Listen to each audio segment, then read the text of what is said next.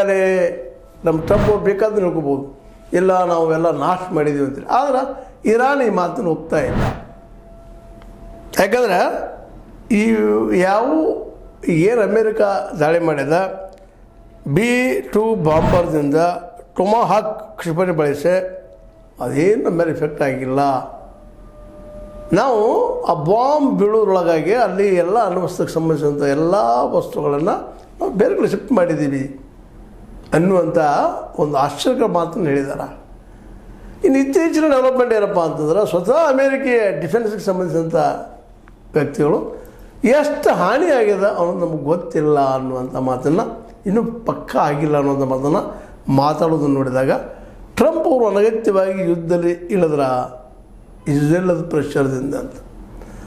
Israel ಅಂತ ಅನಗತ್ಯ ಯುದ್ಧದಲ್ಲಿ ಇಳಿತು ಅಂದರೆ ಇಲ್ಲಿಯವರೆಗಿನ ವರದಿಗಳು ವಾದ ಮಾಡ್ತಾ ಇದ್ದಾರೆ, ಹೇಳ್ತಾ ಇದ್ದಾರೆ. ಅದರಲ್ಲೂ ಇರಾನ್ ಪರ ಇದ್ದಂಥ ವಿಶ್ಲೇಷಣೆಕಾರರು ಆ ರೀತಿ ಡಿಸೈಡ್ ಮಾಡ್ತಾರೆ, ಇದು ಮಾಡಿ ತಪ್ಪಾಯಿತು. ಆದರೆ ಇಸ್ರೇಲ್ ಮಾತ್ರ ಅಮೇರಿಕೆ ಮಾಡಿದ ದಾಳಿಗೆ ಖುಷಿಯಾಗಿ ಭೂಮಿ ಮೇಲಿನ ಯಾವ ದೇಶವೂ ಮಾಡಲಾಗದಂಥ ಕಾರ್ಯವನ್ನು ಅಮೇರಿಕೆ ಮಾಡಿದೆ. ಯಾವ ದೇಶನೂ ಮಾಡಿಲ್ಲ. ಇನ್ನೊಂದು ದೇಶ ಹೋಗಿ ಅಲ್ಲಿ ಆಳವಾಗಿರುತ್ತಿರುವಂಥ ಆ ಪರಮಾಣು ಕೇಂದ್ರಗಳನ್ನು ನಾಶ ಮಾಡಬಹುದು ಸಣ್ಣದಲ್ಲ. ಡೊನಾಲ್ಡ್ ಟ್ರಂಪ್ ಅವರ ನಿರ್ಧಾರ ಇತಿಹಾಸವನ್ನೇ ಬದಲಿಸಲಿದೆ ಅಂತೇಳಿ ಹೇಳಿ ಕೊಟ್ಬಿಟ್ರು. ಟ್ರಂಪ್ ಅವರು ಹೇಗೆ ಕೊಟ್ಟರು. ಆದರೆ ಇರಾನದಲ್ಲಿ ಯಾವುದೂ ಆಗಿಲ್ಲ ನಮಗೆ ಅಂತ ಹೇಳಿದರು. ಮತ್ತು ಇಷ್ಟಕ್ಕೆ ನಿಂತಿಲ್ಲ. ಇದರ ಪರಿಣಾಮವನ್ನು ಎದುರಿಸ್ಕೊಳ್ತೀರಿ. ಯಾಕೆಂತಂದ್ರೆ ವಿಶ್ವಸಂಸ್ಥೆ ನಿಯಮಗಳನ್ನು, ಇನ್ನುಳಿದ ನಿಯಮಗಳೆಲ್ಲ ಮೀರಿ ಹೋಗಿದ್ರಿ. ನಿಮಗೆ ಅಂತಾರಾಷ್ಟ್ರೀಯ ರಾಜಕೀಯ ಪ್ರಭಾವ ನಿಮ್ಮ ಮೇಲೆ ಏನೂ ಇಲ್ಲ.